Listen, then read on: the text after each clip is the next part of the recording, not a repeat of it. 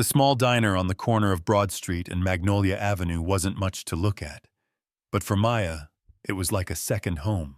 The flickering neon sign outside reading Marcy's Diner might have discouraged some passers-by, but inside, the smell of sizzling bacon and fresh coffee welcomed everyone. Maya had worked there for 7 years. The pay wasn't great, but she took pride in treating every customer like family. She was known for her warm smile and an almost uncanny ability to sense when someone was having a bad day. She worked the morning shifts, often arriving before sunrise to prepare for the breakfast rush. Her boss, Mr. Harper, ran the diner with a strict hand. He constantly reminded employees to stick to the basics, serve food, take payments, and move on. "Time is money," he would say, and every moment Maya spent chatting with customers or offering extra napkins felt to him like wasted profit. One Thursday morning, just after the breakfast rush, Maya was refilling the coffee pots when a man walked in.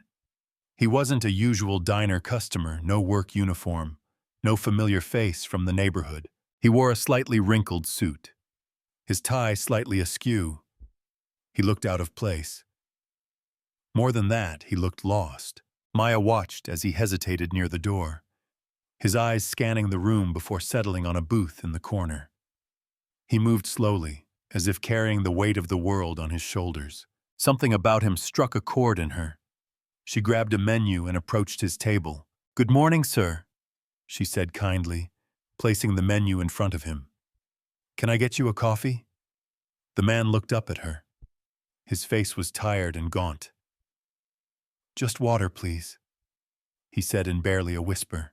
Maya nodded and returned moments later with a glass of water. "Take your time," she said softly. "Let me know if you need anything." As she walked back to the counter, she noticed Mr. Harper watching her. "Maya," he said sharply, his voice low but firm. "We don't have time to entertain loiterers. If he's not ordering, he needs to leave." Maya's stomach tightened. She hated the way Mr. Harper always judged people by their appearance. "He's deciding," she said evenly, keeping her voice calm. "You have tables to clean," Mr. Harper snapped. "Focus on paying customers." Maya turned away, biting her tongue. She didn't like confrontation, but something about this man's quiet presence made her feel she couldn't ignore him. She knew what it was like to feel invisible, to have people look right through you. She wouldn't do that to him. Over the next few minutes, she found small ways to show kindness. She refilled his water without being asked. When she noticed him fumbling with his tie, she quietly brought him a napkin and said, "You look like you've had a rough morning. Let me know if I can get you something warm." The man offered a faint smile, and for a moment, Maya thought she saw gratitude in his eyes.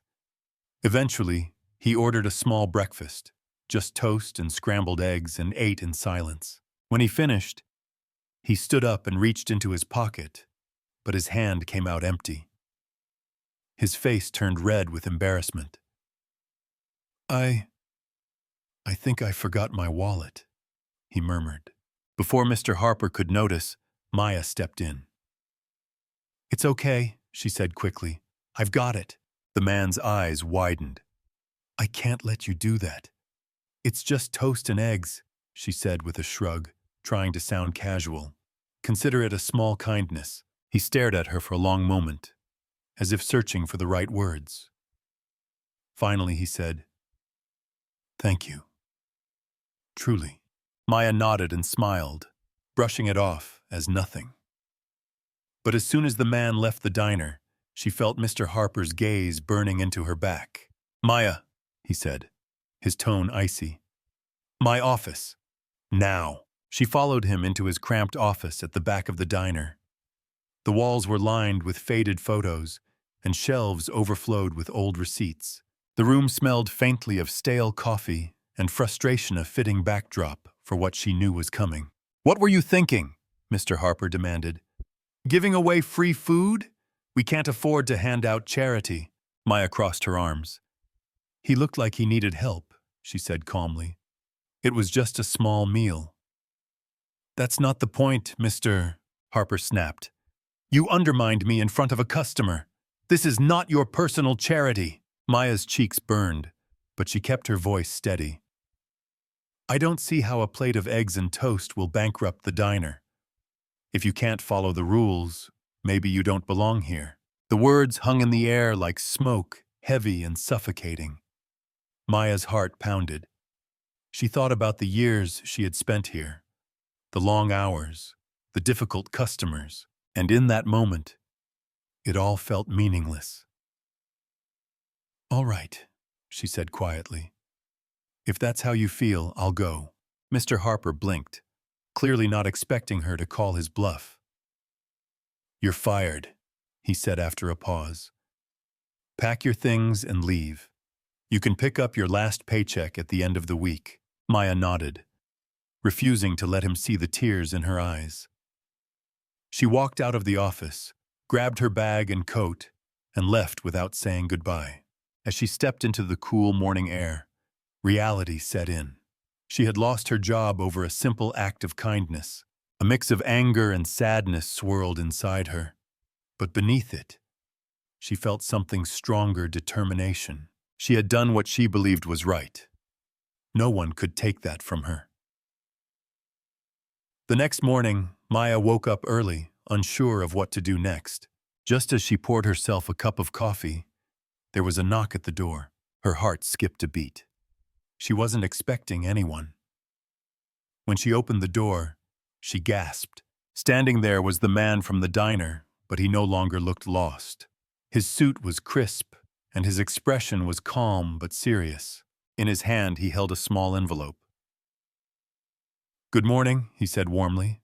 I owe you an explanation. Maya hesitated.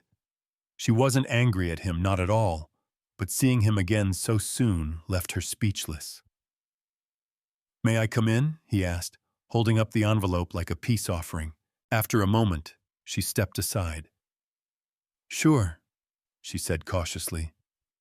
But I hope you're not here to apologize. None of this was your fault. The man stepped inside and smiled slightly. First, let me introduce myself properly, he said. My name is Daniel Carter. Maya frowned slightly. Okay. And? Daniel took a deep breath. Yesterday, I wasn't just some lost guy walking into a diner. I was running an experiment. An experiment? Maya repeated, raising an eyebrow. What kind of experiment? Daniel explained everything, and when he handed her the envelope, Maya's hands shook at what was inside. It was a check for more money than she had ever seen in her life. I want to invest in you, Daniel said. I believe in you. Let's build something together. And from that moment on, Maya's life changed forever.